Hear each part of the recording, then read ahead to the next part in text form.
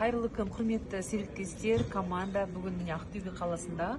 Дәл қазір біздер мінекей обучениеден шығып, әңгімелесіп отырып, Ғалия ханымнан керемет бір нәтиже естіп отырмыз. Қанша жыл бала көтере алмай? 17 жыл бала көтере алмай жүрген кісі, жолдас екеуі біздің компанияның морской, женский комплексін алып, қазір бала көтеріпті.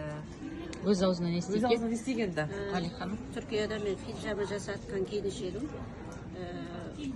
Мен сразу екеуміз общий язык таптық, сосын жағдайын айтып, солай деп айтты. Сосын айтып, 17 жылдан бері бала көтере алмадым, искусственный жолдарды да жасаттым, артық шаршадық, тоқтаттық, енді уж күйеуіміз екеуміз из-за бала болмағасын ажырасып жатырмыз. Күйеудің үлкен аурулары бар екен жеке.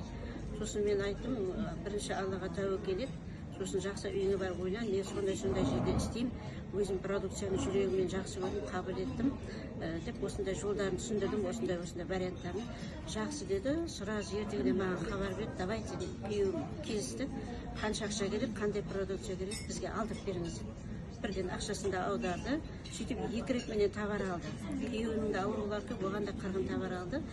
Қазір Аллаға шүкір, аяғы ауыр. Керемет. Керемет, жаңа.